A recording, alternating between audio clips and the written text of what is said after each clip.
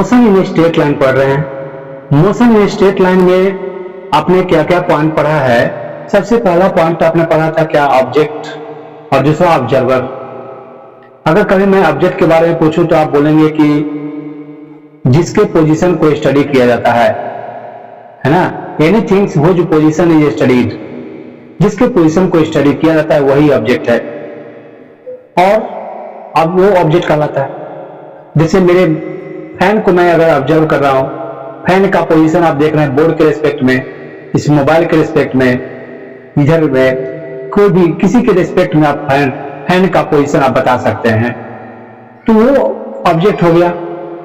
लेकिन जो किसी के पोजीशन को जो स्टडी करता है, स्टडी करने वाला, who studies the position of any object, किसी भी ऑब्जेक्ट के पोजीशन को जो स्टडी कर रहा है वो ऑब्जर्वर है। Object observer living non living कोई भी हो सकता है ना। ये आप अच्छी तरह समझ चुके हैं कि ऑब्जेक्ट का पोजीशन हम कैसे दिखा सकते हैं। किसी भी ऑब्जेक्ट का पोजीशन शो करना हो तो हम एरो से एक एरो ड्रा कर देते हैं और वहां पे इसका पोजीशन शो कर देते हैं। किसी ऑब्जर्वर से, जहां पे ऑब्जर्वर नहीं है वहां पोजीशन नहीं बताया जा सकता है। किसी भी ऑब्जेक्ट का पोजीशन बताने के लिए हमें ऑब्जर्वर की आवश्यकता होती है। जब हम पोजीशन जानेंगे तभी हम चेंज इन पोजीशन को समझ पाएंगे। इसके बाद का स्टेप था रेस्ट और मोशन। रेस्ट और मोशन, हमने एक पॉइंट बताया आपको कि ये पोजीशन की बात मैंने किया था। एक सेकंड,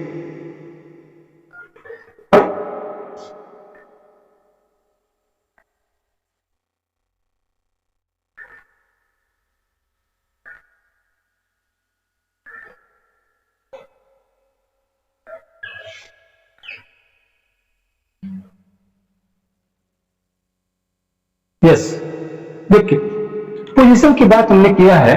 तो पोजीशन क्या, यहां पे मान लीजिए कोई ऑब्जेक्ट है ये, इसके पोजीशन को आपको शो करना है। इसके पोजीशन को शो करने के लिए आप एक फ्रेम फॉर्म करते हैं जहां पे एक्स एक्सिस और वाई एक्सिस लिखा होता है। यहां से आप इसका पोजीशन जब शो करते हैं तो ऐसे एरो से रिप्रेजेंट करते हैं पोजीशन।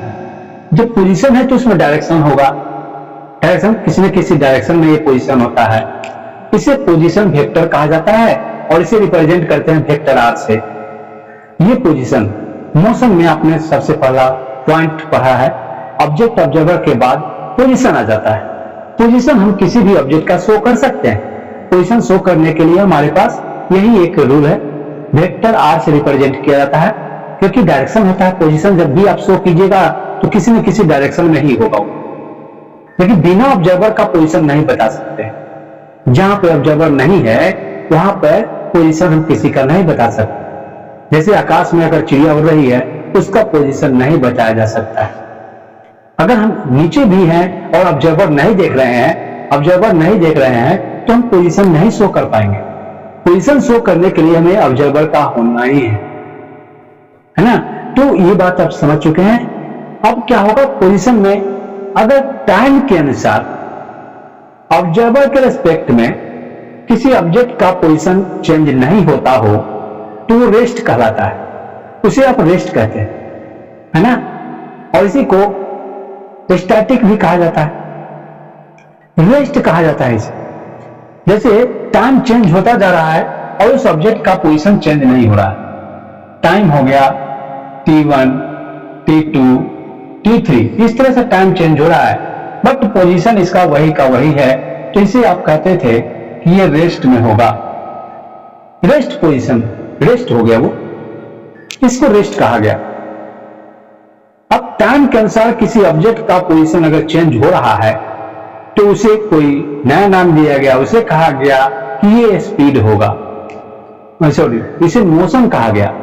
मोशन कैसे चेंजिंग आ रहा है, किसी ऑब्जेक्ट के पोजीशन में यहां पे ए पे है, इसका पहला पोजीशन तो आपने कैलकुलेट कर दिया, कहा कि वेक्टर आर ए होगा, और ये थोड़ी देर में आगे बढ़ा, फिर थोड़ी आगे बढ़ता जा रहा है, तो आप कह दिए यहां पे इसको सी तक पहुंचना है और ये मैन यहां पे बी तक पहुंचा हुआ है। कौन सा पॉइंट तक पहुंचा, बी तक। मौसम कहां तक हुआ है? बी तक ही हुआ है ना, तो मौसम का पैरामीटर्स यहां पे पोजीशन कहां तक चेंज हुआ है? ओनली बी तक पोजीशन चेंज हुआ। तो मौसम हुआ कहां तक? ओनली बी तक। बी तक का जो भी पैरामीटर्स होगा वो सब मौसम का पैरामीटर्स कहलाएगा। अगर ये क्या था, ये यहां से यहां तक ये न था, ये न था length of path followed, length of path followed है। ध्यान से सुनिएगा, इसका यूज करके एक बहुत ही बड़ा क्वेश्चन इस पे एवरेज स्पीड का बहुत ही इंपॉर्टेंट और बेस्ट क्वेश्चन करने वाले हैं आज। ये सब कंसेप्ट मैं इसलिए पहले आपको याद दिला दे रहा हूं ताकि वहां पे कोई दिक्कत ना हो। तो बिल्कुल शांति से इसे ध्यान देते जाइए, तुरंत हम लोग स्पीड के क्वेश्चन पे आ रहे हैं। तो ये लेंथ ऑफ पाथ फॉलोड है। अब इसका दूसरा लेंथ ऑफ पाथ फॉलोड को कहा गया कि ये डिस्टेंस कवर्ड होगा। ठीक, मौसम का 5 पैरामीटर्स आप पढ़ चुके हैं, है ना? आपको मैं समझता हूं कि याद भी हो गया होगा आप लोगों को। पहला क्या है? Distance covered. दूसरा क्या है? स्पीड। इधर उधर नहीं बोलेंगे, बिल्कुल सीक्वेंस वाली बोलते जाइए। पहला है डिस्टेंस कवर्ड, डिस्टेंस नहीं होगा, डिस्टेंस तो देखिए ए से सी तक का डिस्टेंस खड़ा, लेकिन डिस्टेंस कवर्ड होगा। डिस्टेंस कवर्ड हम भूल जाए ठीक है, लेकिन लेंथ ऑफ पाथ फॉलोड याद रखिएगा। इसका प्रॉपर्टीज आप अच्छी तरह जानते हैं कि लेंथ ऑफ पाथ फॉलोड क्या होता है। तो पहला डिस्टेंस कवर्ड, दूसरा स्पीड, तीसरा डिस्प्लेसमेंट और चौथा वेलोसिटी, ठीक ना, और पांचवा एक्सीलरेशन। ये 5 पैरामीटर्स को ही तो मैं बता रहा हूं आपको कि अगर कोई स्टूडेंट 5 पैरामीटर्स को अच्छी तरह समझ जाए तो कोई भी क्वेश्चन आगे का कोई भी टॉपिक से वो स्टार्ट कर सकता है, आएगा उसको समझ में। ठीक, तो वही बात ध्यान रखना है। मोशन इन वो स्ट्रेट लाइन पढ़ रहे हैं, 1 डायमेंशनल मोशन को पढ़ रहे हैं अभी हम लोग, 1 डायमेंशनल मोशन पढ़ रहे हैं। इसका यूज 2 डायमेंशनल मोशन में भी होगा। आगे के हर टॉपिक में न्यूटन्स लॉज ऑफ मोशन सारे में यूज होता जाएगा। तो ये इतना इंपॉर्टेंट चीज है तो हमें थोड़ा सीरियस रहना चाहिए इस पे। अब पहला डिस्टेंस कवर तो हम लोग पढ़ चुके हैं, दूसरा क्या है? स्पीड। स्पीड भी क्या सिचुएशन है? पहले में तो कोई डाउट नहीं, कोई दिक्कत नहीं है। लेंथ ऑफ पाथ फॉलोड ये पढ़ लेना है, यही तो है डिस्टेंस कवर। लेकिन सेकंड में क्या चेंजिंग आ रहा है? यहां तो पोजीशन चेंज हो रहा था ना, पोजीशन चेंज हो रहा है तो चेंज से रिलेटेड टॉपिक पढ़ना पड़ेगा। क्या होता है चेंज में? रेट ऑफ चेंज होता है, रेट ऑफ चेंज। तो रेट ऑफ चेंज किसे कहते हैं? रेट आप कहते किसको है? ये ध्यान देने की बात है। रेट 2 वेरिएबल होता है, 2 वेरिएबल के बीच ही बात होती है। यहां पे 2 वेरिएबल कौन कौन सा है? जब ये पोजीशन चेंज हो रहा है, चेंज पोजीशन में चेंजिंग आ रहा है, पोजीशन में चेंज हो रहा है, पोजीशन में चेंज होने से क्या कवर हो रहा है? यहां length of path, length of path follow हो रहा है। जब ये पोजीशन यहां से ए से यहां आया, यहां आया, यहां आया, टाइम के अनुसार जब इसका पोजीशन चेंज हो रहा है किसी ऑब्जेक्ट का पोजीशन ऑब्जर्वर के रेस्पेक्ट में, है ना, जब इसका पोजीशन चेंज हो रहा है टाइम के अनुसार तो हम कहते हैं क्या है? वो रेट ऑफ चेंज है।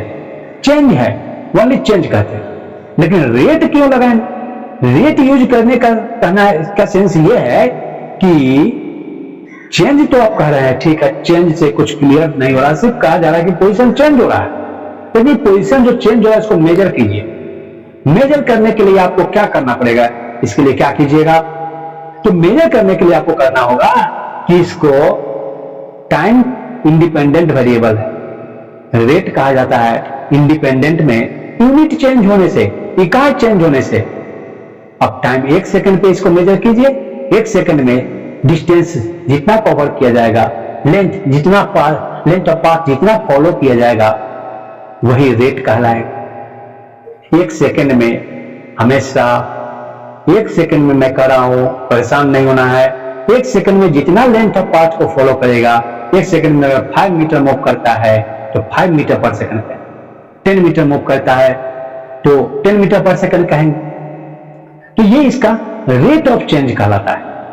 इसको रेट ऑफ चेंज को क्या कहते हैं? स्पीड। रेट ऑफ चेंज मैं बार बार आपको बोला हूं, बहुत बार मैंने समझा दिया। अब रेट ऑफ चेंज मैं समझता हूं आप लोग को याद हो गया।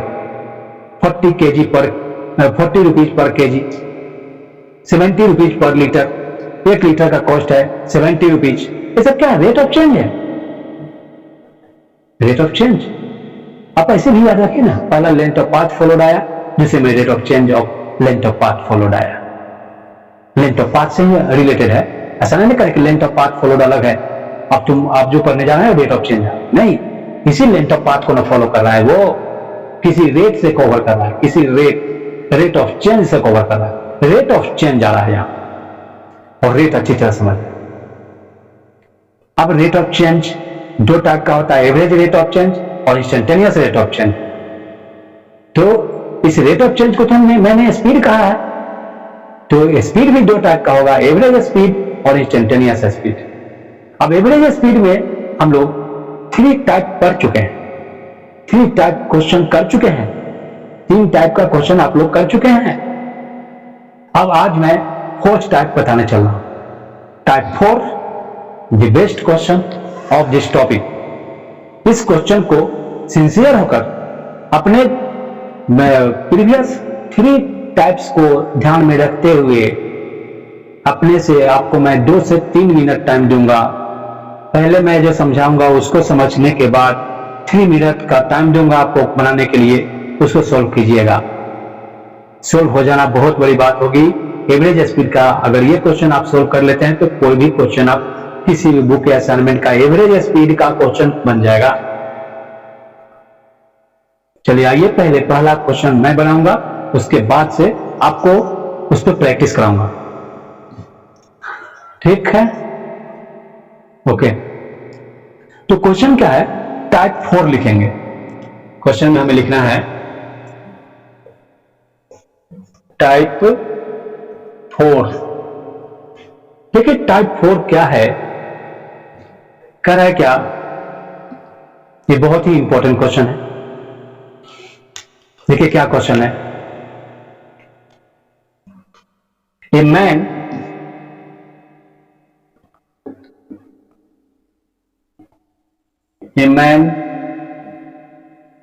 moves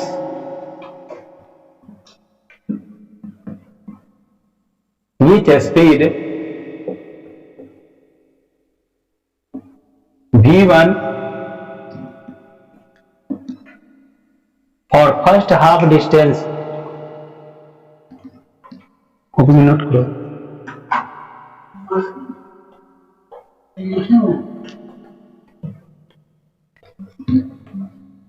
moves with a speed v1 for first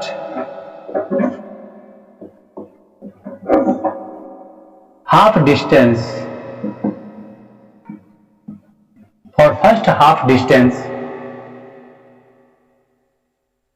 and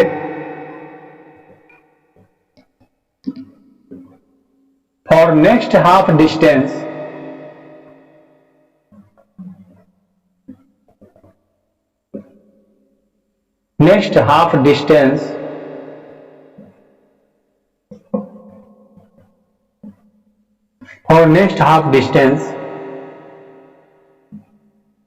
he moves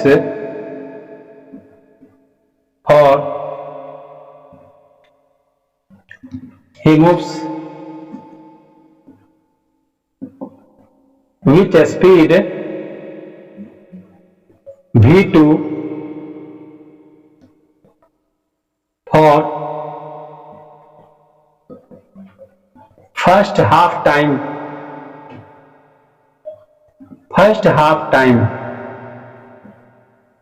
and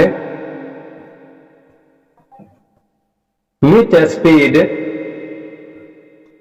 v3 for next half time।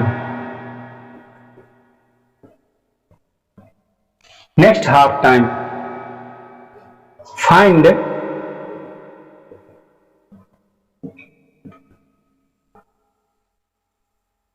average speed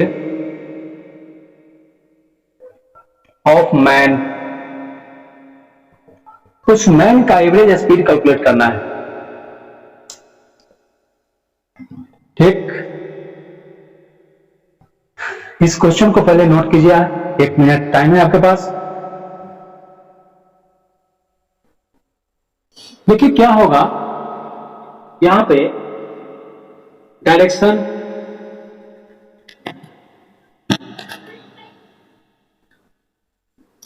है, टाइम को देखिए इसका क्या है।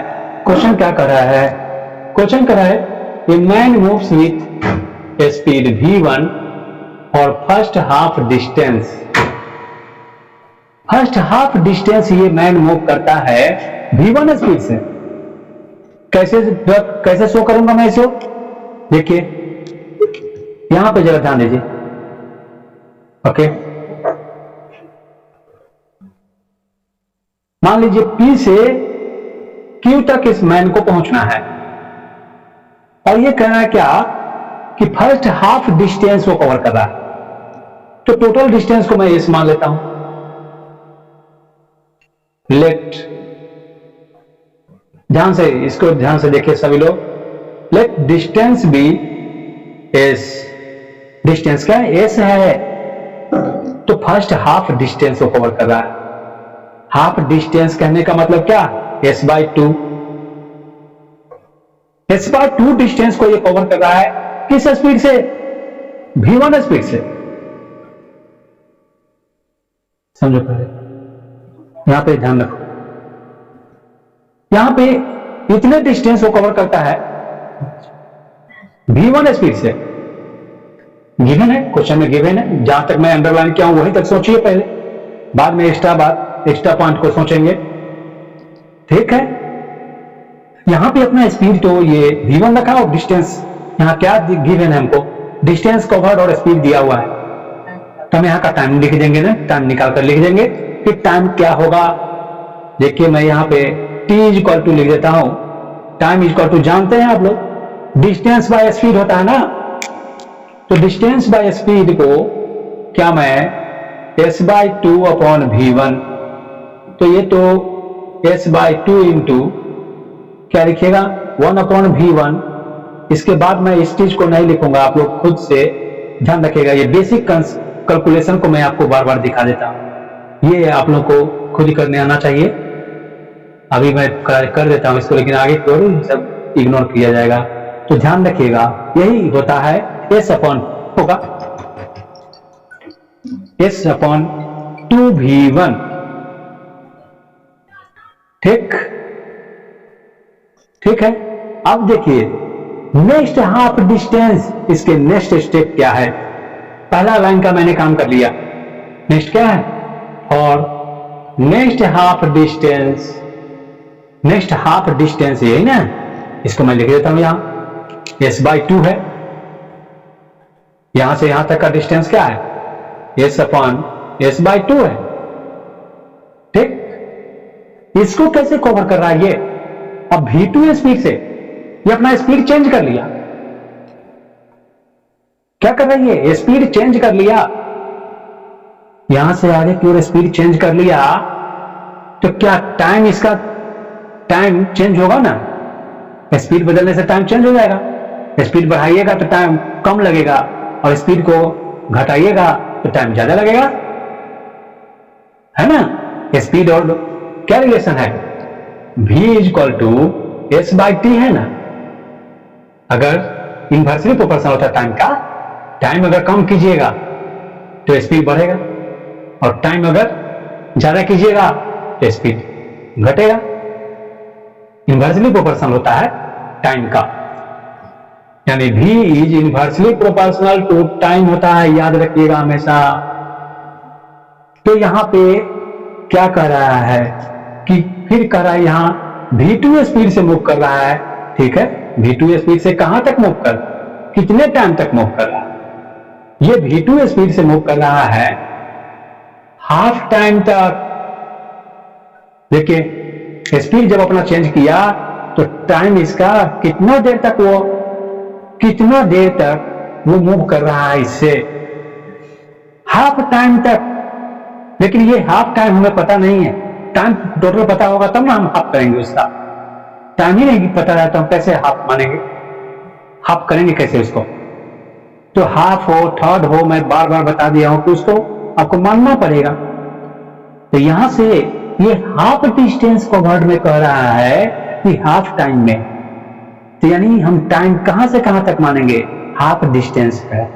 हाफ डिस्टेंस को कवर करने में इसको जो टाइम लगा है उस टाइम को मैं लिख देता हूं, यहां से यहां तक जाने में इसको टी नॉट टाइम लगा है। देख रहे हैं, यहां से यहां तक जाने में इसको टी नॉट टाइम माना लिया लगा, मान लिए हम। तो टी नॉट टाइम जब लगा तो ये V2 स्पीड से कितने डिस्टेंस तक गया, V2 स्पीड से टी नॉट का हाफ तक में चला है, कुछ डिस्टेंस कवर किया ही होगा। टाइम तो इसका होगा टी नॉट बाई 2 ना, टी नॉट अपॉन 2 होगा। V2 स्पीड से ये टी नॉट अपॉन 2 टाइम तक ही मूव किया, तो कुछ तो डिस्टेंस कवर किया होगा। तो यहां तक का हम फर्स्ट पार्ट आपका ये था। दूसरा पार्ट में देखिए, यहां तक हम टाइम निकाल देंगे, सॉरी डिस्टेंस निकालेंगे। ठीक, डिस्टेंस, इसको मैं S1 लिख देता। डिस्टेंस बराबर स्पीड इंटू टाइम होता है, तो V2 into T not by 2 होगा, यानी ये आएगा कितना, V2 टी नॉट बाई 2। हमें मिल गया डिस्टेंस कवर्ड। हाफ टाइम में V2 स्पीड से कितना डिस्टेंस कवर किया, कितना दूर तक मूव किया है। अब इधर भी डिस्टेंस बाकी है, इस डिस्टेंस को वो किस स्पीड से कवर कर रहा है, क्या सेम स्पीड से, नहीं डिफरेंट स्पीड से। कौन सा स्पीड है वो, V3। चेंज कर लिया, बढ़ा दिया होगा स्पीड को या कम कर दिया होगा, यही करेगा ना। तो डिफरेंट स्पीड से जब किया तो यहां पर इसका स्पीड क्या हो रहा है, V3। अब इस पार्ट की मैं बात कर रहा हूं, V3, और यहां पर टाइम कितना होगा, इसमें भी ये हाफ टाइम ही चलाया है, टी नॉट। तो यहां पे कुछ तो डिस्टेंस कवर किया होगा, तो इस डिस्टेंस को S2 मानेंगे। S2 इक्वल टू क्या लिखेंगे, V3 T not upon 2। V3 T not by 2 लिखा जाएगा ऐसे, V3 टी नॉट बाई 2 होगा। तो ये क्या लिखिएगा, V3 टी नॉट बाई 2, यही होगा। ठीक, तो एक बात बताइए, हम लोग जब एवरेज स्पीड निकालते हैं तो एवरेज स्पीड के लिए क्या चाहिए, total distance upon total time चाहिए। टोटल डिस्टेंस तो हमें पता है कि हम यहां पे S लिखेंगे, लेकिन टोटल टाइम पता है क्या, नहीं। यहां पे हमको T पता है, T क्या है वो हमको मालूम है कि T इतना लिखेंगे, और इसके इधर नेक्स्ट हाफ डिस्टेंस में टाइम कितना लग रहा है, टी नॉट टाइम लग रहा है। तो टी नॉट हमें पता नहीं है क्या होगा, टी नॉट तो निकालना पड़ेगा। अब टी नॉट निकलेगा कैसे, इसके बारे में जरा सोचिए। टी नॉट तो हाफ डिस्टेंस के लिए है ना, तो इसके लिए हम क्या करेंगे, टी नॉट हम जहां से जहां तक माने हैं वहां में क्या हम S1 प्लस S2 को जोड़ देंगे, तो क्या S बाई 2 के बराबर होगा। टी नॉट निकालने के लिए ऐसा काम करना है। फॉर टी नॉट, देखिए मैं यहां लिख रहा हूं, फॉर टी नॉट मतलब for second half, for second half distance, second half distance covered की बात कर रहे हैं हम लोग। जो सेकेंड हाफ डिस्टेंस कवर्ड है उसके लिए क्या लिखेंगे हम, क्या मैं S1 plus S2 equal to S upon 2 लिख सकता हूं, बिल्कुल लिख सकता हूं। देखिए तो S1 प्लस S2, S1 यहां और ये S2, इस दोनों को जोड़ेंगे तो क्या S बाई 2 के बराबर नहीं हो, हाफ ही ना मिलेगा। ये S1 प्लस S2, इसको अगर जोड़ेंगे तो हमको हाफ ही डिस्टेंस ना मिलेगा। इधर तो हाफ है ही, इधर की बात नहीं कर रहे हैं, उधर तो हमें तीनों मिल चुका है, लेकिन इधर में हमें थोड़ा प्रॉब्लम हो रही है क्या कि हाफ डिस्टेंस है, S1 प्लस S2 है, टाइम को भी हाफ कर दिया है, हाफ टाइम। तो उसके लिए हम S1 plus S2 equal to S by 2 किया हूं मैं। ध्यान से, यहां पे कोई जल्दीबाजी नहीं करना, ध्यान से जरा समझिए इसको। अब मैं S1 कितना है उसको लिखूंगा, S1 मेरा V2 टी नॉट बाई 2 है, V2 T0 by 2 plus V3 T0 by 2 equal to S by 2 होगा। क्या है, क्या ये एलसीएम लीजिएगा, इधर में 2 होगा, इसमें क्या लिखिएगा, V2 T0 plus V3 T0 equal to S by 2, ये हो S अपॉन 2 लिखा हूं।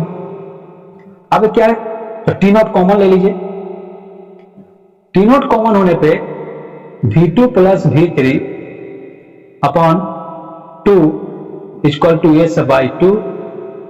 इस 2 को तो हम लोग यहां भी कैंसिल कर सकते हैं, है ना, दोनों 2 है, कैंसिल कर देंगे, यहां से इसको कैंसिल कर दीजिए, क्रॉस मल्टीप्लाई करने पे कैंसिल हो ही जाएगा। तो क्या मैं T0 equal to S upon V2 plus V3 लिख सकता हूं, इसे मिल गया हमें T0। नेक्स्ट हाफ डिस्टेंस के लिए टाइम कितना लगा इसको मूव करने में, वो हमें T0 मिल गया। नेक्स्ट हाफ डिस्टेंस कवर करने के लिए टाइम इसको T0 लगा है, वो है कितना, S bye V2 plus V3। देखिए फर्स्ट हाफ डिस्टेंस कवर में कितना टाइम लगा, ये T0 S अपॉन 2 V1, लेकिन नेक्स्ट हाफ डिस्टेंस कवर करने में टोटल टाइम कितना है, T0 है। अब उसको वो हाफ कवर कर रहा है या थर्ड कवर करेगा, रिमेनिंग दे देगा आपको, जो कहे हम करेंगे, लेकिन हमें यहाँ का टाइम तो निकालेंगे ना कि नेक्स्ट हाफ डिस्टेंस को कवर करने में इसको टाइम लग कितना रहा है, ये तो कैलकुलेट करेंगे।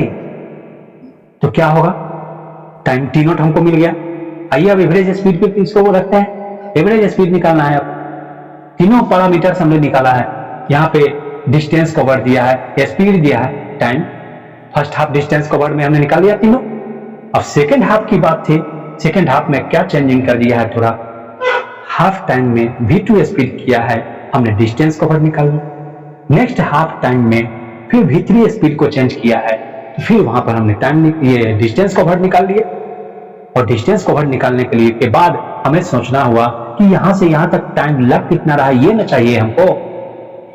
तो T0 निकालने के लिए हमने ऐसा किया कि इसके डिस्टेंस कवर और इसको अगर जोड़ेंगे तो हमको हाफ ही डिस्टेंस कवर्ड मिलेगा। यहां मैं क्लियर ये लाइन लिखने का सेंस यही है। तो देखिए टोटल को जोड़ा हूं मैं, क्यों जोड़ा हूं, क्या चाहिए मुझे, टाइम T0 के लिए ऐसा काम किया हूं। सेकेंड हाफ डिस्टेंस कवर करने में कितना टाइम लगेगा, इसके लिए हमने ऐसा किया है। आइए देखिए इसके बाद क्या होगा। तो इसके बाद तो अब एवरेज स्पीड पे इसको पुट करना है। एवरेज स्पीड, एवरेज स्पीड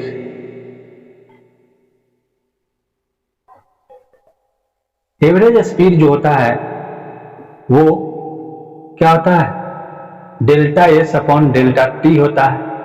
यहां पे delta S total distance covered यहां पे कितना होगा, P से Q तक जाने में टोटल डिस्टेंस कवर्ड होगा कितना, हम लोग मान चुके हैं पहले।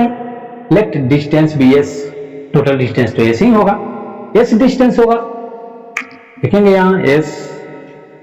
अब टाइम कितना लगेगा, तो हाफ टाइम ये पहले लगा है T प्लस T0 का रखेंगे। देखिए यही टोटल टाइम लगा है, T प्लस T0। इस T प्लस T0 के लिए हम क्या करेंगे, अब इसका वैल्यू दिया हुआ है, देखिए यहां वैल्यू क्या दिया हुआ है, T प्लस T0 में T तो दिया हुआ है S upon 2 V1, S by question है यही ना कि फर्स्ट हाफ डिस्टेंस को कवर किया है, तो आप ऐसे लिखें, नेक्स्ट हाफ डिस्टेंस को कवर कर रहा है स्पीड से 30 किलोमीटर पर आवर के स्पीड से कवर कर रहा है, कितने टाइम तक, बताइए कितने टाइम तक कवर करना है, ये आपको बताना है। Amar Amar next half distance को वो कितने टाइम में कवर कर रहा है,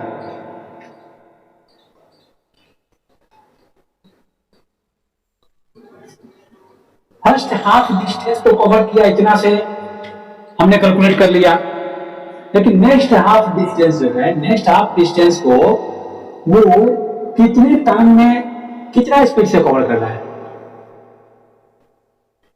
नेक्स्ट हाफ की बात कर रहा हूं। और नेक्स्ट हाफ डिस्टेंस के बाद यहां से आपका कुछ अलग चेंजिंग आ रहा है। It moves with speed 30 kilometre per hour for first half time. तो ये नेक्स्ट हाफ डिस्टेंस यही ना है, नेक्स्ट हाफ डिस्टेंस यही है।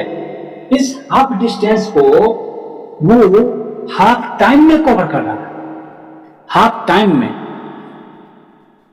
क्या यहां से यहां तक आपको टाइम पता है? जिस हाफ कीजिएगा, हाफ आप किस टाइम को कीजिएगा? हाफ टाइम तो पता ही नहीं है, तो टाइम तो हमको क्या करना पड़ेगा? यहां से यहां तक में टाइम हमको मानना पड़ेगा,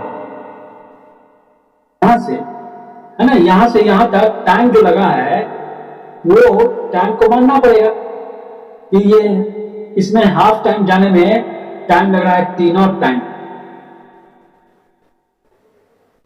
नेक्स्ट लिखना होगा let time taken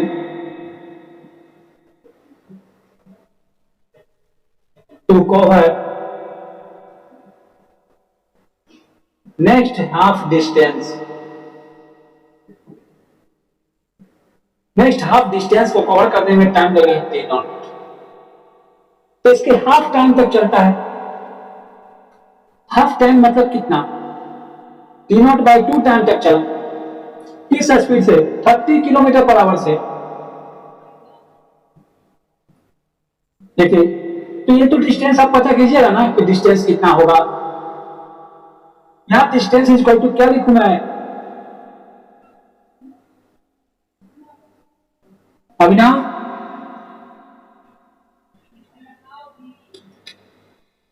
distance equal to क्या होता है? स्पीड इंटू टाइम होता है। स्पीड क्या है? 30 और टाइम क्या है? T0/2।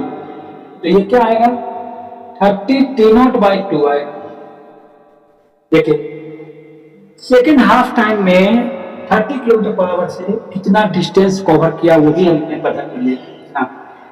अब नेक्स्ट हाफ टाइम में, नेक्स्ट हाफ टाइम यही ना होगा, स्पीड चेंज कर लिया, यहां 40 किलोमीटर पर आवर। बिल्कुल बेसिक पहले बनाइएगा, कोई ट्रिक यहां अपनाना नहीं है। तो ये 40 है, 40 इंटू T0/2, यानी ये 40 T0/2 डिस्टेंस। तो आखिर फर्स्ट हाफ डिस्टेंस पता है, सेकंड में टाइम कितना लगा है ये नहीं पता है। T0 टाइम निकालना पड़ेगा। T0 टाइम के लिए आपने क्या किया? और टाइम T0 के लिए S1 plus S2 equal to S/2 लिखा। S1 प्लस S2 है कितना?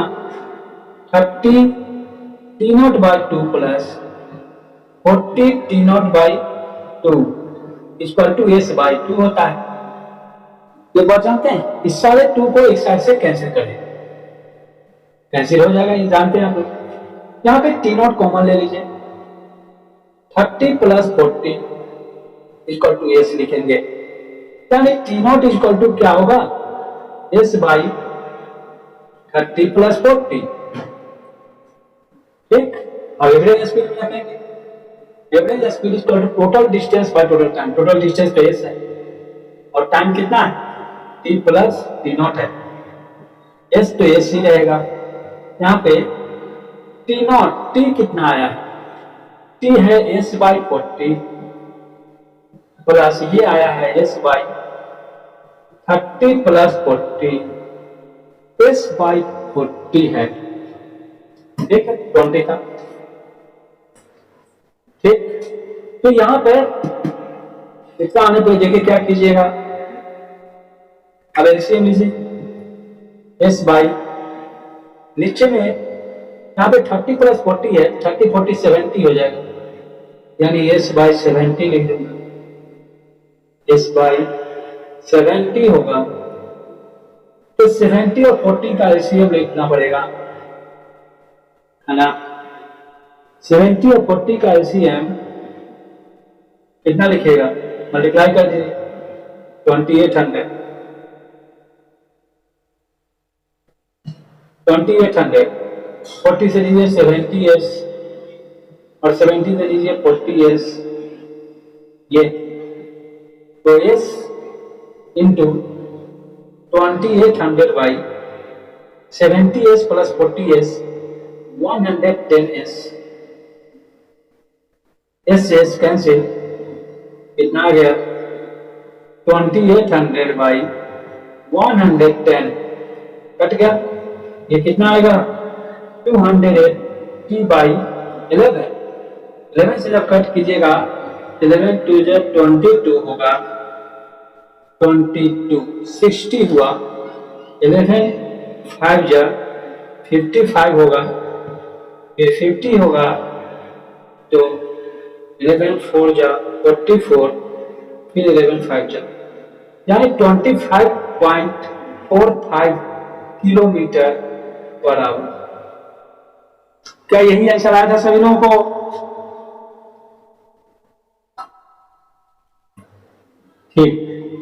ठीक है, तो समझ गए इस कंसेप्ट को सभी लोग?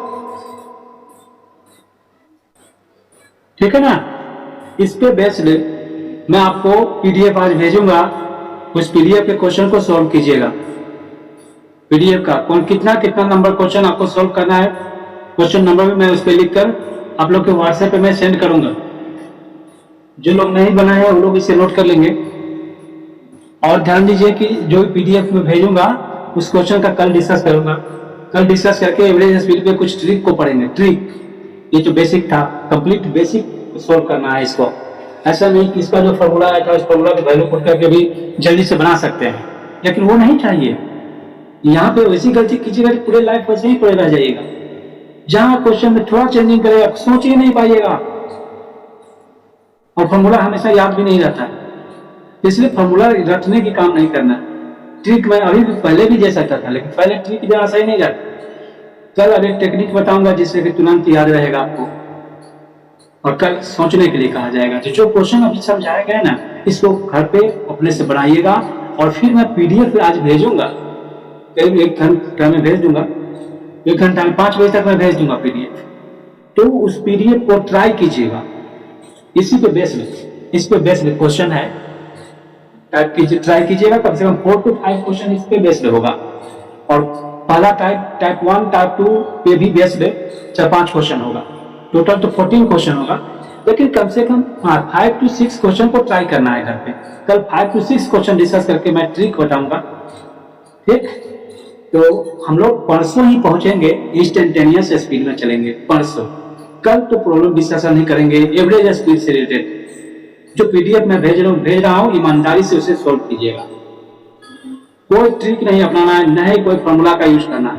बेसिकली मैं कुछ क्वेश्चन कल बहुत ज्यादा आप लोगों से पूछूंगा भी, कि यहाँ से यहाँ फिर आगे बढ़े, फिर इसके आगे क्या हुआ, इसके आगे क्या हुआ, यही इसी में से पूछूंगा, इसी में से। फिर टी नोट निकालने के लिए हम क्या करेंगे, आखिर हम क्या किए जिससे कि यहाँ पर टी नोट निकलेगा, क्यों S1 + S2 = S/2 हो जाएगा, ये सब। तो कल एवरेज स्पीड में ही रहेंगे कल, लेकिन परसों चलेंगे इंस्टेंटेनियस स्पीड। कल पीडीएफ का सारा क्वेश्चन 1 घंटे में मैं पीडीएफ भेज रहा हूँ, उसको देख लीजिएगा सभी लोग व्हाट्सएप पे, और 5 to 6 क्वेश्चन ही ट्राई कीजिएगा उसमें से। 14 का 14 नहीं बनाने के लिए कर रहा हूँ मैं, सिर्फ 5 to 6 क्वेश्चन ही ट्राई करना है। क्वेश्चन नंबर मैं भेज दूंगा कि इतने नंबर क्वेश्चन को ट्राई करना। ठीक, तो आज कोई डाउट नहीं है इस समय? ठीक है, चलिए आज यहीं पे रोकता। कल की क्लास से फिर हम लोग मिलेंगे 2:30 बजे से 2:30 बजे। लेकिन ईमानदारी से यहाँ पे मेहनत कीजिए, पढ़िए, घर पे थोड़ा पढ़िए। अब सेल्फ स्टडी करना होगा, सेल्फ स्टडी कीजिए। नहीं कीजिएगा तो लापरवाही, यही लापरवाही से दिक्कत आ जाएगा। आपका इंस्टेंटेनियस स्पीड नहीं समझ में आएगा, ये सब नहीं समझ में आएगा। स्पीड में, डिस्टेंस कवर्ड में और टाइम में क्या रिलेशन है, यही नहीं समझ में आएगा, तो वहां परेशान हो जाएगा बीच में जाने पर। थोड़ा यहाँ पे संभल कर इस पे टाइम दीजिए, फिजिक्स पे ज़्यादा टाइम दे दीजिए अभी, 1-1.5 घंटा 2 घंटा, आज तो 2-2.5 घंटा भी देना पड़े 3 घंटा भी तो दीजिए, लेकिन क्वेश्चन नंबर जो हम लिखेंगे उसको बनाना होगा, उसको ट्राई कीजिए, बने या ना बने, नहीं बने इसकी चिंता सोच, ऐसे नहीं सोच कर बैठिए बनाने कहीं नहीं बनेगा तो, ऐसा नहीं, या छोड़ो ना सर से पूछ लें, नहीं, आप कितना मेहनत किए मुझे पता चल जाएगा आपसे क्वेश्चन पूछने से, तो आप उसको बनाइए, नहीं बनेगा तो क्या होगा, नहीं बनेगा और क्या, लेकिन आप क्वेश्चन को सोचना शुरू तो कीजिए, ये काम करना है, मेहनत कीजिए उसके पीछे लगिए, टाइम दीजिए, आप बैठिए ना बनाने, कुछ ना कुछ आएगा ही, ठीक, ठीक है, ओके।